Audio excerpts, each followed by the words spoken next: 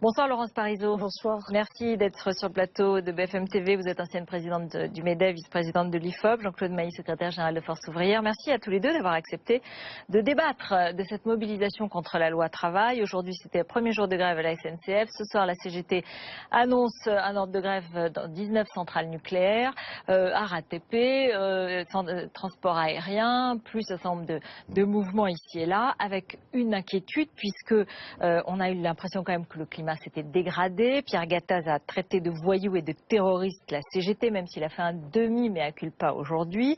La CGT porte plainte et à son tour le MEDEF encourage les entreprises à porter plainte pour entrave à la liberté de travail. Un mot peut-être, ça vous inquiète ? Honnêtement, j'ai trouvé les propos de Pierre Gattaz pas convenables. Et surtout, il faut avoir à l'esprit qu'on a une responsabilité particulière quand on est président d'une organisation patronale aussi importante que le MEDEF, de même quand on est responsable d'une grande centrale syndicale comme Jean-Claude Mailly à la tête de FO. Et cette responsabilité signifie qu'il faut d'abord tendre la main, essayer de jeter des passerelles, trouver des points d'accord et non pas mettre de l'huile sur le feu, surtout pas. Donc, je crois que les propos étaient pour le moins maladroits et très exagérés. Je m'explique là-dessus. Oui, parce que certains pourront vous dire le blocage des raffineries, l'empêcher de travailler pour certaines entreprises qui ne peuvent plus livrer leurs produits, qui ne peuvent plus travailler. Et c'est vrai, moi-même à l'IFOP, il y a un certain nombre d'enquêtes que nous n'avons pas pu lancer parce qu'il y a eu des perturbations dans les transports. Beaucoup d'entreprises ont été gênées, surtout dans l'ouest de la France.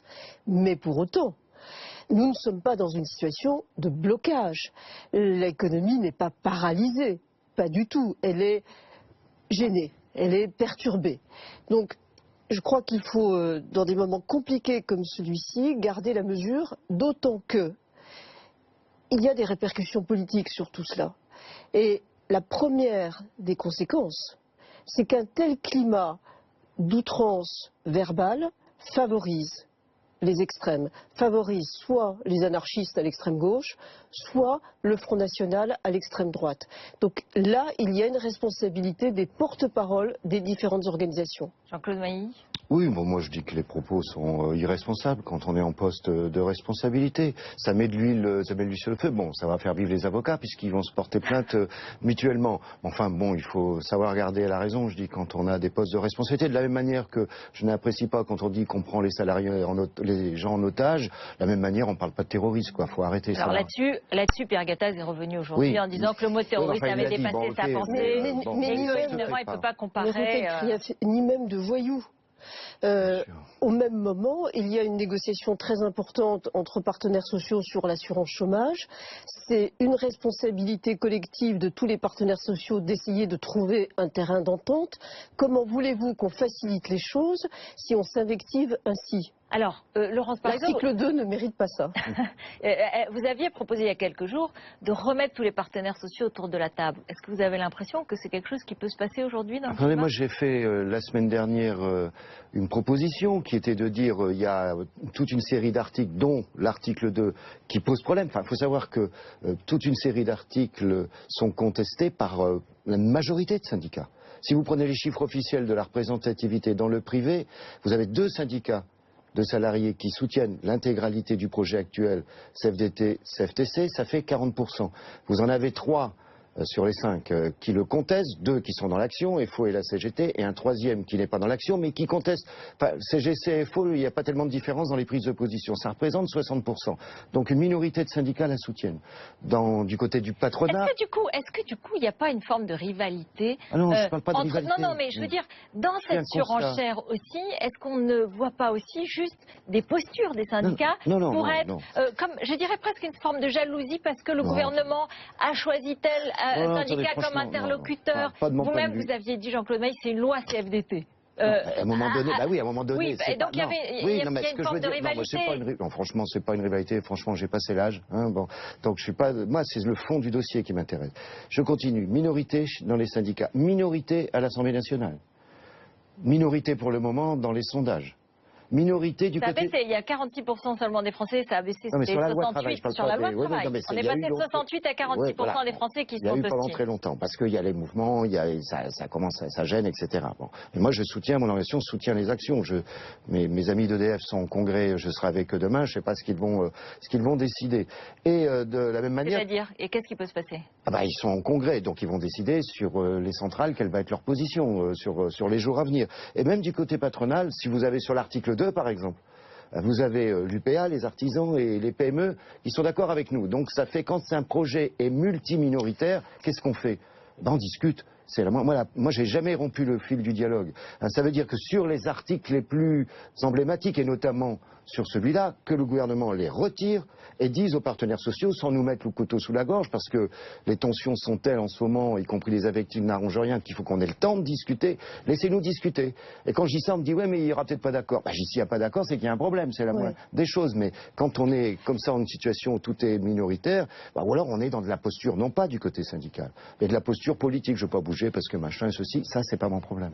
Vous êtes d'accord? Oui, je suis vraiment largement d'accord. Je pense qu'il est temps de retirer l'article 2 du contexte législatif et de proposer au patronat et aux syndicats de négocier sur la philosophie de l'article 2, c'est-à-dire donner... Et vous y êtes favorable à cet article 2? Je suis absolument C'est-à-dire favorable. la négociation en entreprise et plus sur la branche, ou en tout cas dans une hiérarchie différente. Ruth Elkrief, je suis tout à fait favorable à cela, mais je suis également, et peut-être encore plus, favorable à ce que toute évolution sociale ou socio-économique se fasse le plus possible dans le consensus.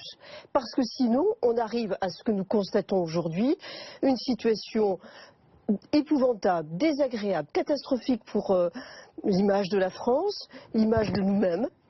Tout le monde est fondamentalement malheureux de cela. Et quand il n'y a pas de possibilité d'accord, là je rejoins Jean-Claude Mailly, ça veut dire que le débat n'est pas mûr. Or, l'article 2 renvoie à quelque chose d'essentiel et bizarrement, ce n'est pas dit. Ça renvoie d'une part à la durée du travail. C'est en fait un article sur une évolution majeure de définition de la durée du travail. Donc on est toujours avec ce vieux problème des 35 heures dans notre pays. Et ça renvoie aussi au rôle des branches professionnelles. Dans notre pays, et c'est une spécificité française, cela fait 100 ans que les branches professionnelles, alors de manière encore plus forte depuis la Deuxième Guerre mondiale, ont un rôle de structuration de ce qu'on appelle la norme sociale. Si la branche ne doit plus avoir ce rôle-là, il faut le dire clairement. Oui, et savoir si tout le monde est d'accord. Voilà, nous, c'est un des points de désaccord clés. Oui, parce que mais sur le rôle de ça la ne changera branche, rien si vous asseyez autour d'une table, vous avec Pierre Gattaz, parce que c'est plus Laurence Parisot. Oui, c'est dommage d'ailleurs. et avec Laurent Berger qui lui est d'accord sur l'article 2, et avec Philippe Martinez qui est contre, qu'est-ce que ça va changer? Si, ça change. Pas. Mais écoutez, comment vous voulez être sûr, être droit dans vos bottes, je pense, le Premier ministre par exemple, quand de tous les côtés c'est minoritaire, c'est qu'il y a bien un problème, ça ne fonctionnera pas. C'est ça tout simplement les choses. Les minoritaires, ceux qui vont bloquer une raffinerie ou ceux qui vont bloquer aujourd'hui, les grévistes à la SNCF, ils sont minoritaires aussi aujourd'hui. Attendez, aujourd'hui c'est pas les mêmes chiffres selon, comme toujours, selon la direction et selon les syndicats. Là on est parti au moins sur une grève de 3 jours chez les cheminots, c'est pas n'importe quoi. Et c'est pas lié à la loi El Khomri, c'est lié au statut des cheminots. Il y a les deux. Oui, mais enfin, si demain ça porte effectivement l'article 2 pour le moment sur la durée du travail. Mais on dit bien que sur les 2 ans, ça doit s'élargir au reste. Demain, ce sera peut-être les CDD qui se discuteront entreprise par entreprise sur la nature des contrats, etc. On change de système. Au moment où d'autres pays qui avaient commencé ce mouvement-là, je pense à l'Allemagne il y a 10 ans, est en train de revenir en arrière, parce qu'ils se sont rendus compte des dégâts. On n'est pas contre les négos d'entreprise, il y a 36 000 accords par an, mais il faut conserver un rôle à la branche, c'est un minimum d'égalité de droits social, c'est un minimum de conditions de régulation de la concurrence. Ce que je crois, c'est qu'il ne faut pas minimiser l'effet d'une discussion qui n'a jamais eu lieu dans cette affaire-là. Le gouvernement a reçu tous les syndicats. Non, c'est pas ça la discussion. La discussion, c'est conformément à la loi Larcher de 2007. Article 1 du Code du travail. Exactement, article 1 du Code du travail. Loi qui avait été votée parce qu'on avait à l'époque... pour rénover le dialogue social. Et surtout, on avait intégré les erreurs de méthode du CPE. Donc, on avait tous tiré la conclusion, et le gouvernement de Jacques Chirac à l'époque, qui était de dire... Il vaut mieux d'abord saisir les partenaires sociaux, qu'ils se donnent le temps de l'échange, qu'ils voient s'il y a des idées nouvelles qui peuvent naître dans l'esprit proposé par le gouvernement. Ça fait aussi perdre du temps, vous diront Non, certains. Non, jamais la négociation, jamais. Parce que le temps qui est passé à discuter, on ne rénove pas, peut-être qu'on perd encore des emplois, peut-être qu'on... Il n'y a pas urgence. Non, sur ces questions-là, il n'y a pas urgence. Ça me rappelle une phrase que je cite souvent. Talleyrand disait à son cocher, doucement cocher, je suis pressé. C'est-à-dire qu'il vaut mieux prendre du temps dans la délibération, la discussion, voir si on n'est pas d'accord là pour donner du poids à l'entreprise sur la durée du travail, mais peut-être qu'on pourrait être d'accord sur autre chose. Et puis si finalement on donne du poids à l'entreprise sur la durée du travail, quel rôle on donne encore à la branche? Il y a beaucoup de choses qui sont encore possibles, mais pour ça, il faut laisser le temps aux partenaires sociaux. Le mot de conclusion, Jean-Claude Mailly, puisque c'était un débat dans lequel vous étiez d'accord. Oui, non, mais je ne suis pas surpris d'ailleurs, mais en même temps, quand on discute, on ne perd jamais son temps. Alors après, on ne peut pas préjuger de l'issue d'une discussion, mais enfin, demain, qui va négocier? C'est les employeurs dans les entreprises, les syndicats dans les entreprises, et au niveau national, le patronat et les syndicats. Donc c'est quand même nous qui sommes les mieux à même de savoir comment on doit structurer la négociation collective.